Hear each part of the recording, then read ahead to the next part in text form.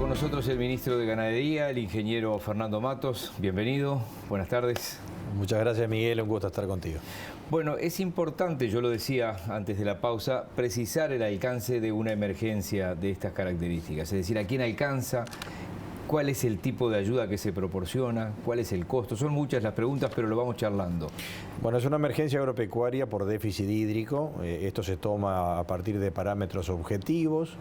Hay una serie de instituciones que confluyen ahí y volcan su información. Pero básicamente en esta oportunidad es por temas de sequía. Y por lo tanto estamos en una circunstancia que afecta a todos los productores.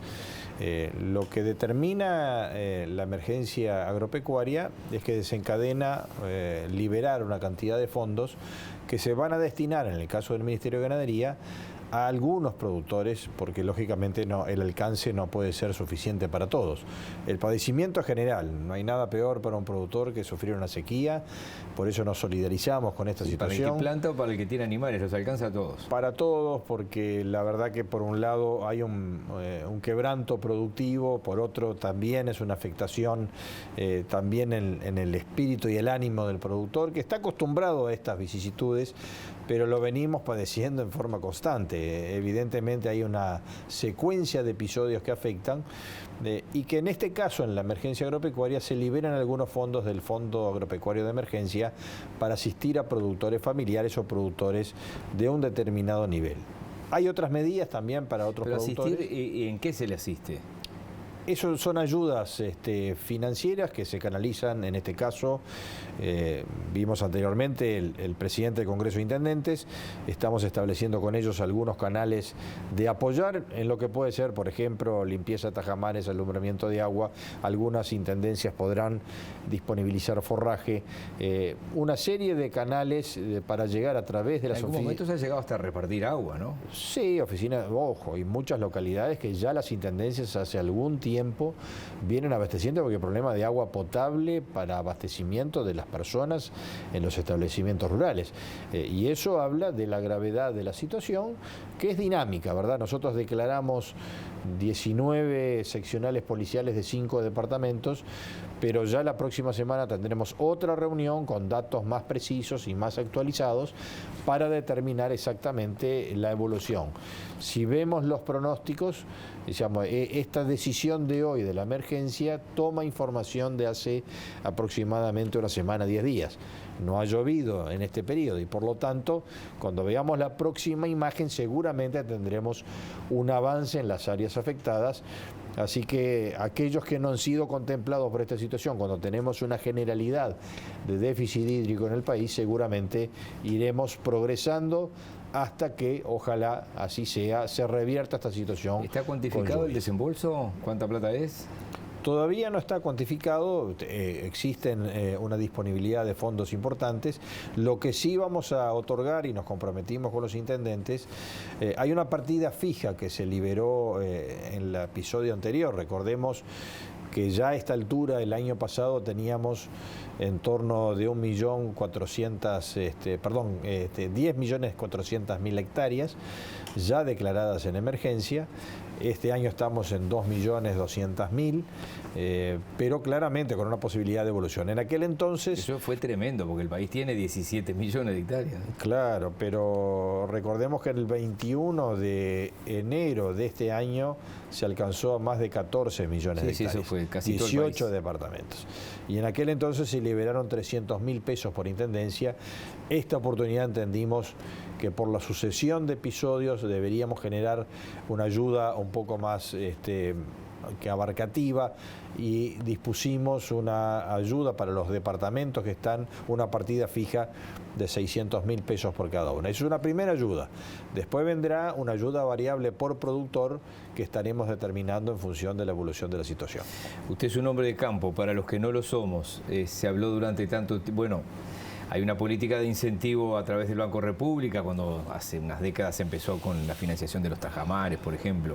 Después apareció una ley de riego, porque siempre desde afuera se habla así, hay guarda para cuando no hay, como que eso, ¿estamos muy lejos de eso o una instancia de esta naturaleza le pasaría por arriba a cualquier cosa? En realidad nosotros tenemos buena disponibilidad de agua, pero mal distribuida en cuanto a lluvias, ¿verdad? Entonces muchas veces el almacenamiento y sistema de distribución, que son sistemas costosos que requieren capacitación técnica, mucha inversión, algo se ha avanzado, pero estamos lejos, ¿no?, de cubrir el potencial y poder estar cubiertos con la llamada resiliencia, que es una estrategia que parece que tenemos que avanzar en políticas de Estado para tratar de no estar recurrentemente en esta situación. Hay herramientas como el seguro agropecuario, como mejorar los sistemas de riego, la financiación de la inversión promovida sigue avanzando en forma importante, pero estamos lejos de lo ideal y seguimos estando sujetos a una variabilidad climática que es alta, que nos viene pegando en forma sucesiva y parece más que un accidente, es algo más estructural que vino para quedarse y por lo cual tenemos que prepararnos con políticas más sólidas en este sentido. Es tan raro que yo voy siempre menos a la zona de campo que usted, pero es que cuando uno ve en el campo, en alguna ruta secundaria, esas maquinarias de riego, llama la atención, porque decir, cuando estoy hablando de esas que están regando de repente de a media hectárea o de una hectárea a la vez, ¿no? Hay sectores que tienen más incorporado el sistema, digamos que el sector de la granja sí lo tiene con bastante difundido. Es intensivo, ¿no? Es una producción muy intensiva, pequeños predios, pero cuando vamos a la producción de mayor superficie, lógicamente los instrumentos y las herramientas son realmente muy costosos y requieren de alta capacitación, para lo cual debemos prepararnos mejor para enfrentar esta situación hacia adelante. Lo llevo a otros temas. Está vigente el decreto y está firme el veto con respecto a esta ley que proponía Cabildo Abierto y que acompañó el Frente Amplio. Podríamos decir que los decretos vigentes lo que hacen es crear herramientas de mayor control sin modificar mucho lo que estaba. Hay mayor control, se incorpora una dimensión ambiental con los decretos. Estamos también, de alguna manera, interviniendo también en las superficies de menor dimensión, es decir, entre 30 y 100 hectáreas, y en realidad teníamos ya una disposición vigente donde todos aquellos suelos por debajo de 108 de índice CONEAT eran pasibles de poder ser forestados, y esto se ha cambiado con esta legislación o este decreto impulsado por el Poder Ejecutivo. Hay más garantías, hay una vinculación fuerte con lo que es la capacidad productiva del suelo y por lo tanto me parece que es más garantista, va en el sentido de lo planteado por Cabildo, pero sin esa restricción tajante de delimitar o restringir una producción en función de un porcentaje que parece ser absolutamente arbitrario y sin el respaldo de un estudio técnico que lo ampare. Hay quien dice que el que va a plantar o que va a forestar puede pagar porque la diferencia de lo que pagaríamos nosotros como tamberos, por ejemplo, el otro la puede pagar por todo lo que no paga de impuestos. ¿Se entiende? Bueno, en realidad no es tan así porque... No tan lineal, pero algún economista lo maneja así. Los sistemas de exoneración para la forestación solamente están vigentes tal cual fueron diseñados en la ley del 87 para algunas producciones de madera de rendimiento, madera de calidad, que supone ciclos muy largos. Sí, hasta 18 o 20 años a veces. O tal vez hasta 30 en algún caso, porque se requiere una muy baja densidad de plantas y un ciclo muy largo de producción y por lo tanto mantienen algunas exoneraciones que no son aquellas originales, pero sí, por ejemplo, la de impuesto al patrimonio. Pero aquello de la visión de que la forestación no paga impuestos no se ajusta a la realidad y evidentemente en todo este debate ha habido muchas versiones equivocadas en cuanto a la interpretación de este sistema forestal uruguayo, que ha sido muy beneficioso para el desarrollo del país y que ha generado en poco más de 30 años, desde la nada, a uno de los rubros exportables más importantes que tenemos. ¿Cómo ven desde el Ministerio, si es que ya lo comenzaron a analizar, que algunas organizaciones ambientalistas digan vamos a presentar algo para derogar estos decretos? Bueno, hay una presentación de un proceso administrativo de impugnación. Yo creo que no va a tener andamiento porque los fundamentos que hemos leído no se ajustan a la realidad y yo pienso que la postura del Poder Ejecutivo va a quedar firme. De alguna forma, se viene UPM2, esas grandes empresas que están en el país transmitieron al gobierno o al ministerio la preocupación de que pudiera prosperar esta ley de Cabildo Abierto o se mantuvieron al margen. No, yo creo que siempre se transmitió a través, no solo de estas empresas, pero de todo el complejo forestal, lo que pudiera significar un cambio de reglas de juego respecto a contratos que ha firmado el Uruguay. Estas empresas, lógicamente, que lo tienen mucho más afinado porque son las grandes inversiones de miles de millones de dólares que han establecido el proceso industrial. Claramente, las dos grandes inversiones últimas existentes, que es UPM2, que está en elaboración, y Montes del Plata, que es la segunda planta en dimensión, han sido procesos de negociación de compañías importantes con el Estado uruguayo, las dos últimas negociaciones en periodo del Frente Amplio. Por eso llama la atención que, no habiendo habido oposición durante 15 años con mayoría parlamentaria, hoy esté afiliándose a la tesis de Cabildo Abierto, que era restringir algo que por el contrario lo impulsaron en toda su dimensión. Me dicen que queda un minuto, pero quiero cerrar en positivo, es decir, estamos en un día en el que hay unos incendios pavorosos en el área metropolitana y también ahí en el límite de Río Negro con Paysandú, estamos con esta sequía, estamos con la emergencia agropecuaria, pero el país cierra un año con varios récords, ¿no?